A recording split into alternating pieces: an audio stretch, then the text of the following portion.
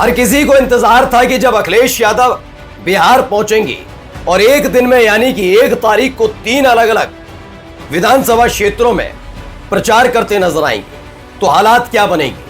क्योंकि हम पहले ही दिन से दिखा रहे हैं, जब से अखिलेश यादव ने स्टार प्रचारकों की सूची जारी की है तो कभी चाचा के नाम पर, कभी टिकट के नाम पर, कभी किसी और वजह से बीजेपी हमलावर समाजवादी पार्टी पर ज्यादा है कि समाजवादी पार्टी कभी अपने अखिलेश, कभी अपने चाचा को भी इज्जत करते, स्टार प्रचारक नहीं बनाते।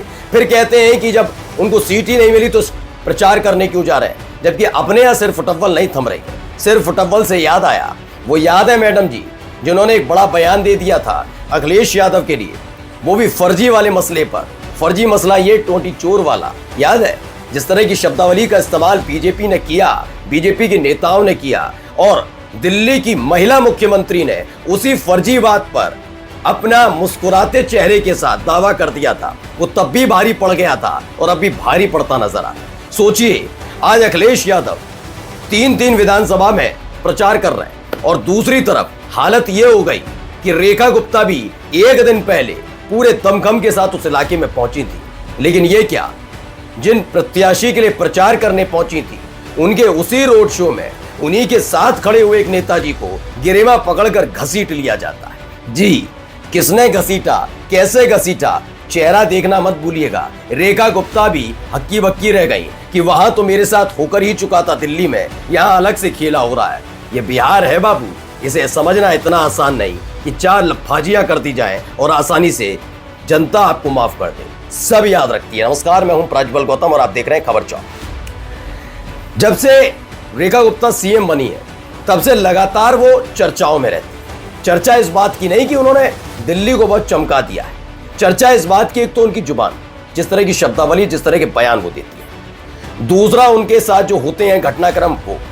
तीसरा उनका ये कि करने कुछ और जाती है, हो कुछ और जाता है।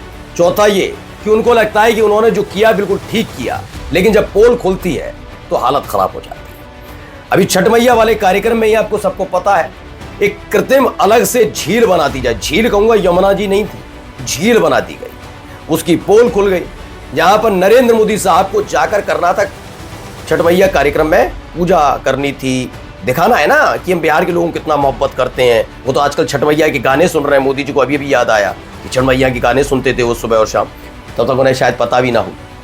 आजकल ही में ही कहते हैं वो, तो वो सारी चीज़ें हो रही हैं। तो वो बेचारे नहीं जा पाए क्योंकि पोल खुल गई थी कि अलग से एक व्यवस्था की गई, अलग से पानी के ये किराए पर पानी फिर गया रेखा गुप्ता जी के। लेकिन मैं हमेशा याद रखता हूँ रेखा गुप्ता जी का वही बयान, याद है ना आपको, रेखा गुप्ता जी बनी थी नई मुख्यमंत्री, अखिलेश यादव के लिए वो बयान दे डाला था जिस बयान का कोई वजूद नहीं था। छोड़िए, मैं तो कहता ही नहीं सपाइयों के लिए कि उन्होंने कुछ कहा हो ना कहा हो, लेकिन उनकी अपनी पार्टी के लोगों ने जाकर सलाह दी कम से कम ज्ञानवर्धन कीजिए।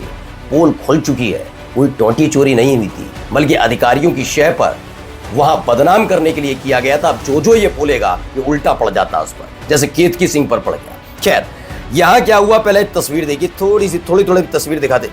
ये देखिए, हाथ जोड़कर रामकृपाल यादव हैं, वो उनके साथ हैं। रामकृपाल यादव मुस्कुराते चेहरे से बातचीत करते हुए, फूल मालाएं बरसाई जा रही हैं। ये सब चीज़ें अच्छी चल रही थी, फूल मालाएं बरसाई जा रही थी। रेखा गुप्ता खुश नजर आ रही थी, भीड़ तो है, रेखा गुप्ता दिल्ली की मुख्यमंत्री, हर कोई उन्हें देख रहा है, ऐसा उन्हें महसूस हो रहा था। तो रामकृपाल यादव जो समय बीजेपी के प्रत्याशी हैं, एनडीए कह दीजिए, बीजेपी के प्रत्याशी हैं दानापुर से, उनके लिए प्रचार करने पहुंची थी। सब कुछ अच्छा खासा चल रहा था ये तमाम चीज़ों के बीच।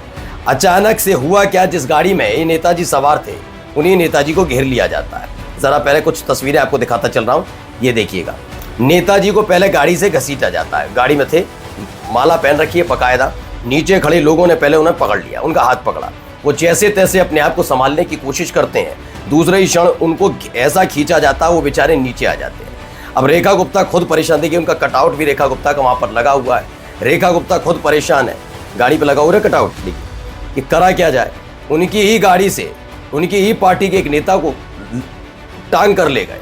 सोचिए, रेखा गुप्ता की गाड़ी से में सवार थे नेताजी, प्रचार कर रहे थे, रेखा गुप्ता खुश थी, लेकिन वहीं से उनको टांग कर ले गए। और सारे जो टांग कर ले गए ये कोई और नहीं है, ये बीजेपी के खुद के कार्यकर्ता है। अब हालत ये हो गई, नेताजी समझ ना पाए कि जाएं तो जाएं कहां, खींच कर उनका हाल ये कर दिया कि आखिरकार उन्हें जाना पड़ा।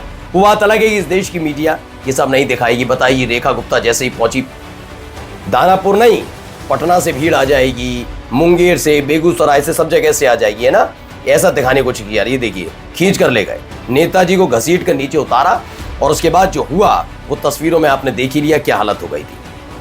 ओपिनियन पोल ने लिखा भी, अगर ऐसे ही चलता रहा तो दिल्ली की मुख्यमंत्री रेखा गुप्ता जी 2 साल भी पूरे नहीं कर पाएंगी। जब भी जनता के बीच जाती हैं तो या तो खुद पिट जाती हैं या फिर अपने साथी नेता को पिटवा देती हैं।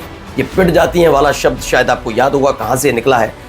आप अंदाजा लगाइए, इस देश के सीजीआई बीआर गवई पर हुए हमले की वीडियो तक सामने आ जाती है, लेकिन कभी किसी ने सोचा रेखा गुप्ता पर हमला हुआ था, उस हमले की तस्वीर आज तक सामने आई?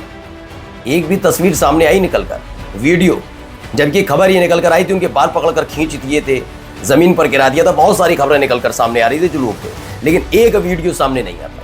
तो ये वीडियो कौन लीक करता है ऐसी चीजों की, अब आप समझ गए होंगे। खैर, रेखा गुप्ता के साथ जो दिल्ली में हुआ था, बिहार में उनके अपने ही नेता के साथ उनके अपनी ही पार्टी के कार्यकर्ताओं ने कर दिया।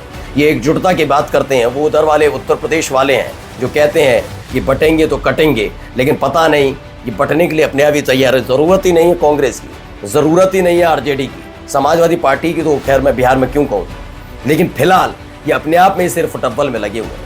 हालत खस्ता हो गई। सोचिए, जो लोग प्रोपेगेंडा के तहत इधर उधर की बातें करके, विकास मुद्दों की बात नहीं, इधर उधर की बातें करके जो माहौल बनाते हैं, उनके साथ क्या होता है। नमस्कार। New public inter college Lucknow, admission open.